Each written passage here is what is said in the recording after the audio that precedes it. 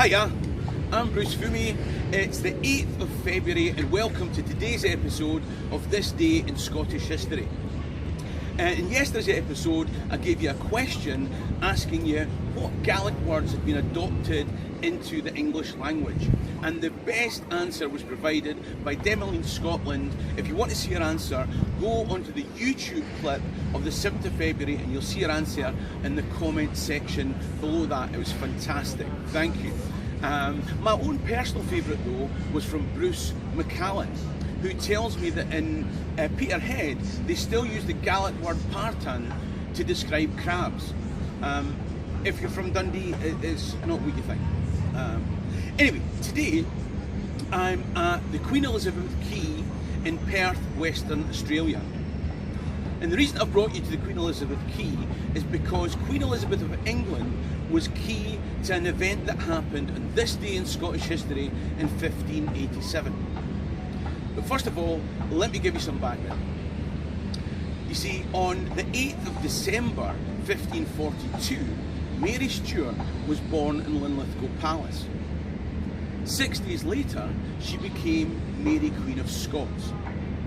You see, her dad, James V of Scotland, had psychological and emotional problems. And when he was informed that his army had lost the Battle of Solway Moss to the English, he just turned his face to the wall and essentially depressed himself to death. So by the time Mary was 6 days old, she was already Queen of Scotland, and she never ever met her father.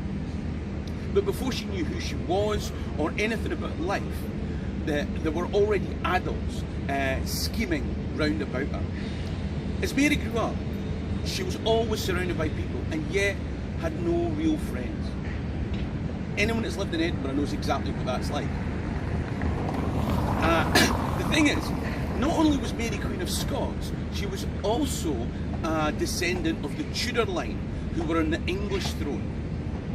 And so her uncle, Henry VIII of England, saw an opportunity with a political vacuum in Scotland and a wee lassie as queen. And so he knew that he could take over Scotland if he could get his son, Edward, to marry this child queen. And so he suggested that his son Edward should marry his own cousin, Mary Queen of Scots. Now, the Scots had no intentions of Mary marrying her cousin, although people in Fife thought, what's the problem? The Scots rejected the suggestion that there should be a courtship between Mary and the son of Henry VIII. So Henry took the Harvey Weinstein approach to seduction and he invaded. This period is called the Rough Wooings.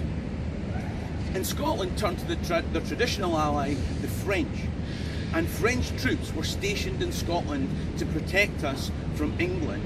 And Mary was packed off to France to marry the Dauphin, Francis, the son of the great Valois royal family.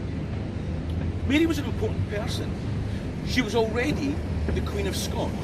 In time, she would be the Queen of France, and so she had to get an education.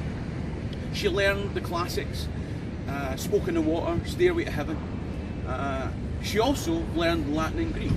In fact, it's rumoured that she competed in the 1556 Eurovision Song Contest. You'll have to check that detail for yourself. Her husband Francis was a sickly boy. So whilst Mary enjoyed a year as Queen of both Scots and France, by the time she was 18, her husband Francis was dead.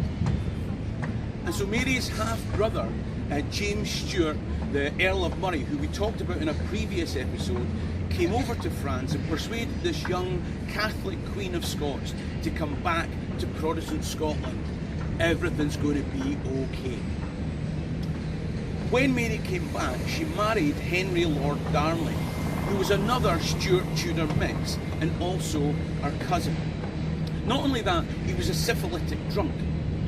Now, Mary and Darnley had a child, but while she was still carrying that child that would become James VI of Scotland, Darnley conspired to have one of Mary's courtiers murdered.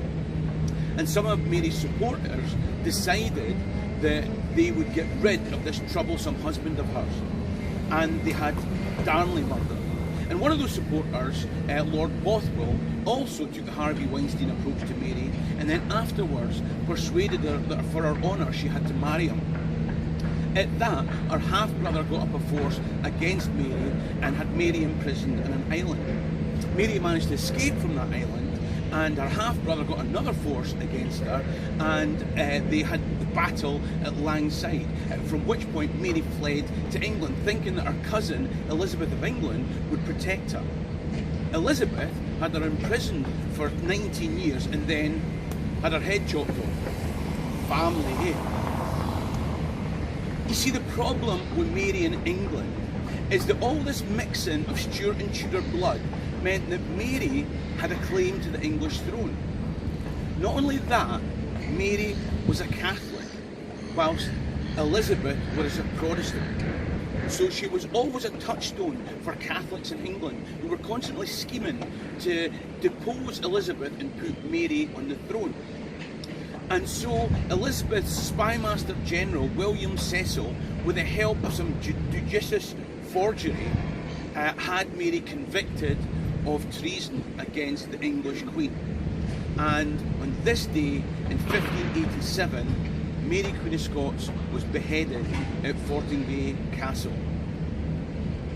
Now you may be thinking that this Queen Elizabeth key isn't named after the Queen Elizabeth that we are talking about, and you're probably right. I'm guessing if I asked people round about, they would say that the key was named after Queen Elizabeth II. But I never call her Queen Elizabeth II. And that's my question to you today. Why is it that I never call the current monarch Queen Elizabeth II? And how does that relate to a controversy about Scottish postboxes?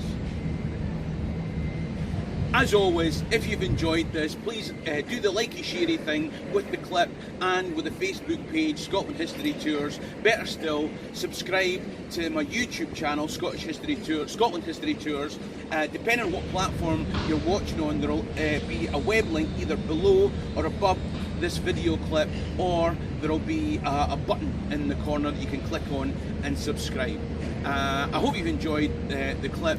Chimishiv Amarach, Shiri and Rasta.